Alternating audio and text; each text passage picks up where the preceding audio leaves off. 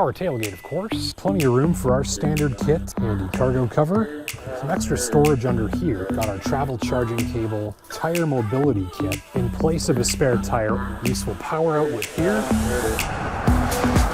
I'm Justin Pritchard. This is the all-electric Genesis GV60, and we will be learning all about it in this video. If you're about to pull the trigger and drop a minimum of $71,000 on one of these, then this video is just for you. After over 1,200 kilometers of testing, shooting, and filming for various assignments, I've collected the comments, observations, and complaints I think potential owners will find the most useful in making an informed purchase decision. My tester is the Genesis GV60 Performance, featuring all-wheel drive, a 77.4 kilowatt-hour battery pack, and up to 483 horsepower, backed by up to 516 pounds of torque when you use the power-adding boost mode engaged by the green button on its steering wheel. Range on a full charge is about 380 kilometers at room temperature, make that about 350 during my chilly mid-fall test drive in Northern Ontario with the heat blasting. My top-line tester came in at 79,000 Canadian dollars with little less than everything the Genesis brand knows about tech, design, and style, so let's dig in. The GV60 makes a hell of a first impression. At a distance, its stance, shape, and line work help it jump off the page, popping against the scenery and demanding a second look from many fellow motorists.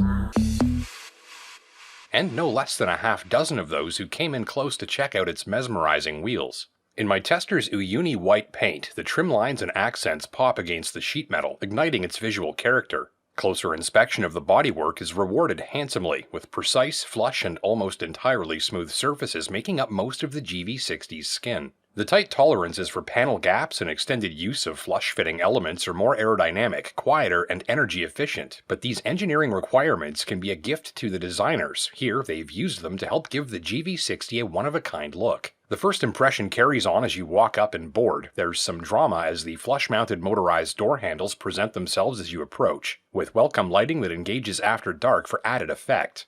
So let me get you up close with some of my favorite details and touches in here that I think you're going to appreciate. So here's how we adjust the mirrors. Just pick the side that you want with this. Little controls inside there, and push the button in the middle to fold those mirrors in. Very interesting touch. I have never seen that before in hundreds and hundreds of different cars. This metal trim, and this is real metal here, this feels heavy duty, it looks high end. They haven't used it at all of the touch points. There are some metallic surfaces in here that are actually plastic, but the main ones being on the steering wheel and down here on the center console. And all of these buttons are metal, and this is metal. And that gives things a high-end look and feel that help to justify the price tag. Got a head-up display up here. I think you can see that. It's a little tricky sometimes for the camera to focus, but there it is, floating just ahead of us. Boost button down here, of course. We press that for some additional horsepower. If we want to control the regenerative braking, we just click on these paddles here. That's less regenerative braking and more regenerative braking. And we can see down there in this little icon how much regenerative braking that we have going on depending on the setting that we choose. So with that maxed out, you're in what some would call one pedal driving. You release the throttle, vehicle slows down a lot. With that turned off, it'll just coast like a regular car. And what's probably been one of my favorite touches actually right here, this glove box. Enough room in there for my laptop. And it's a drawer, and it's flat, which means it's easy to keep your stuff organized. The other touch I think you'll really appreciate is something you don't see in a lot of cars. We've got these redundant seat controls here. So if I've got a snoozing passenger, maybe I've got a larger or a smaller passenger about to board, I can adjust the seat from these inboard mounted redundant controls, and that is a pretty handy touch. A dual widescreen panel ahead of the driver houses the instrument cluster and central command screens, and the climate control system is minimized down below it. Just ahead of that, on the floating center console, you'll find the crystal sphere. It's a styling element which I personally find a little cheesy, though I appreciate how it adds some flair to the cabin on entry, and some drama when you fire up the motors and it rotates over to reveal the rotary shift-by-wire mechanism. So alongside the unique mirror adjustment joystick, that's two styling elements that I've never seen before, all before I'm even buckled up. From a distance, up close, while boarding, and while getting ready to drive, the GV60 is expert at presenting itself to you in a way that helps keep you engaged and interested. I think a lot of shoppers will find the GV60 to be a bigger machine in person than photos or videos lead on. To my eye, the look of this machine has a way of visually shrinking it on a page or screen. When I first met it in real life, I found it larger and more accommodating than I was expecting.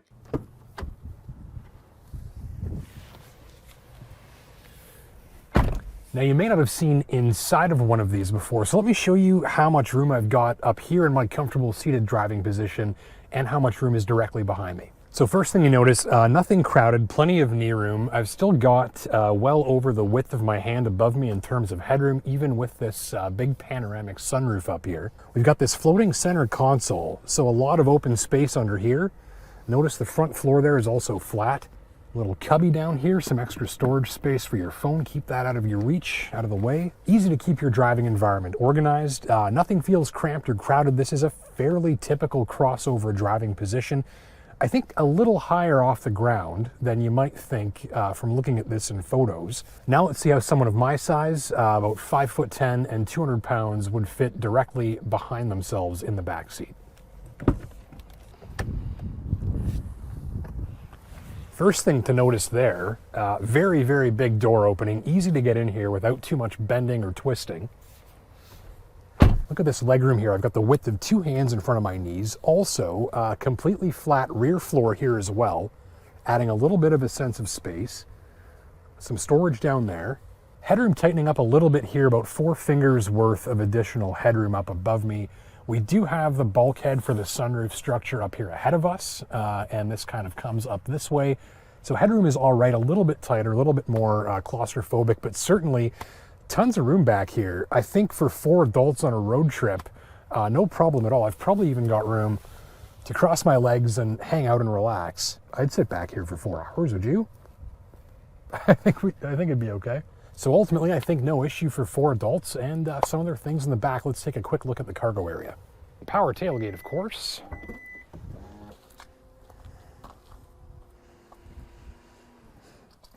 Plenty of room for our standard kit, which we usually have. Tripod bag, camera bag, gym bag, handy cargo cover. Some extra storage under here. Got our travel charging cable, tire mobility kit. In place of a spare tire, always important to know what your vehicle's got for a spare tire or mobility kit, because that has an impact on what happens if you get a flat. In this case, tire mobility kit, little inflator, can of foam in there, enough to seal that tire and get you to a repair shop for replacement. Useful power outlet here for your camping cooler or some recharging. So folding the seats down, a little tricky to find the lever, but if you dig sort of right down in here and give that a pull, there we go. Not fully flat, but close enough. So yeah, that's the trunk. Nearby, storage is ample, and the generously sized center console packs plenty of space with a flat front floor and low-mounted storage cubby, adding a further sense of openness and flexibility. Rear seats are easily accessed and feature generous amounts of adult-friendly legroom, though headroom in the back will begin to tighten quickly for occupants much taller than me. The totally flat rear floor enables additional space and comfort for those sitting in back, especially if you've got an occupant in all 3 rear seats. The GV60's interior was responsible for a large portion of my positive impressions during this test drive.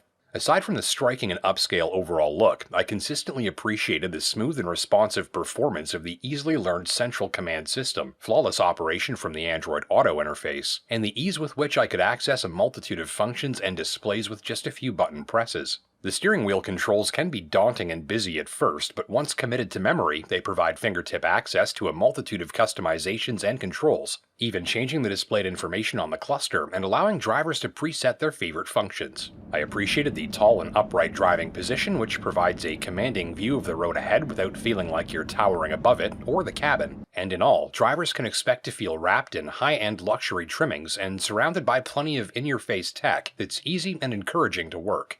Featured content favorites included the turn signal camera mirrors, a feature I regularly encounter on Hyundai, Kia, and Genesis products and wish I saw more of elsewhere. These provide an additional layer of security and confidence when maneuvering in traffic or changing lanes on the highway. Very slick stuff. The heated steering wheel and seats get fiery hot in about 45 seconds on a cold morning, and the heat pump climate control system starts blowing hot air in just seconds since there's no engine to heat up first. By the way, on a fully charged battery around 5 degrees Celsius, the difference between leaving the heat off and blasting it on max dropped driving range by no more than 20 kilometers on my test drive. Your results may vary. The Genesis GV60 turns in a spectacular after-dark drive in most regards, though it's not perfect. Its IIHS Top Safety Pick Plus rating means that expert testing has revealed high scores across the model's restraints, safety structures, and systems, including the 2-row LED headlamps. These proved exceptional on my test drive, especially with the high beams in use. The automatic high beam function is reliable and consistent, just set it and forget it. After hundreds of kilometers of after-dark driving, I noticed virtually no unwanted flashing or beaming of oncoming motorists. Those oncoming motorists never flashed me either, suggesting strong control over the low beam spread and pattern. Low beams provide generous and thickly saturated coverage with clean white light in the short to mid-distance range, easing eye strain and providing plenty of reach into tree lines and culverts. But the high beams are even more impressive, specifically for their ability to carry that thick, clean white light far off into the distance while engaging faraway reflective sign surfaces. So here's a lighting system I think drivers can take a lot of confidence in, especially if you'll frequently do a lot of driving on unlit highways. Still, I did leave my tester wishing for an improvement to its displays at nighttime. Dimming the screens sufficiently to avoid eye strain makes them dark enough that they can be a little tricky to read at a glance. Some digital displays in competitor products do a better job of conveying information when they're dimmed way down. On the road, the GV60 impresses in some areas and disappoints in others. While the interior space and featured content leave little to be desired, I'd advise test driving shoppers to carefully scrutinize the drive in each of the GV60's drive modes before making a purchase decision. On the plus side, the GV60 is capable of smooth, buttery, peaceful, and quiet cruising. Even at elevated speeds, road and wind noise levels are very nicely controlled, with most audible disturbances kept out of the passenger cell. At a good clip, you're rolling along softly in a quiet environment, and there's no need to raise your voice for a conversation or phone call. Even on rough backroad surfaces and pothole-covered secondary highways, the worst surface conditions do little to upset the GV60's ride, beyond some elevated rumbling from beneath the car, or the odd click or pop from its interior paneling that's par for the course here. The feeling of density, rigidity, and controlled softness shines through the ride, and I was impressed with the GV60's ability to deliver plenty of carefully controlled suspension travel to help keep things nicely cushioned.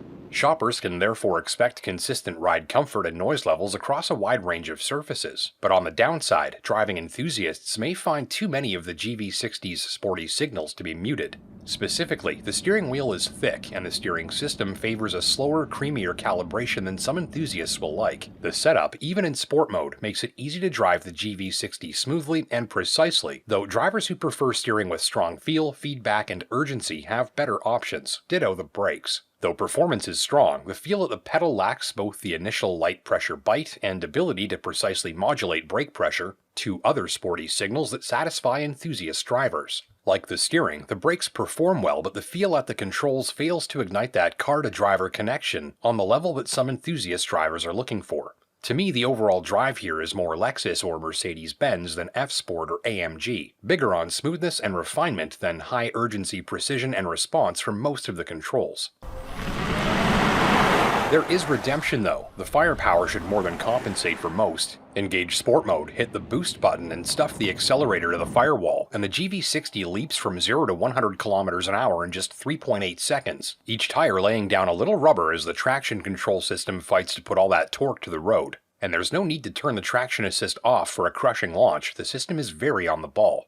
The acceleration puts the GV60 right on the tail of the 590 horsepower Taycan GTS I showed you a few weeks back, otherwise delivering acceleration that'll keep up with Hellcats, 911s, and GT500s, all while covering 100 kilometers of driving on about $1 worth of off-peak hydro. Torque vectoring shapes the power delivery across both axles to make the GV60 easy to steer with the accelerator, overdriving one or more wheels and allowing the driver to push the rear of the car around bends with that instant on torque if they like.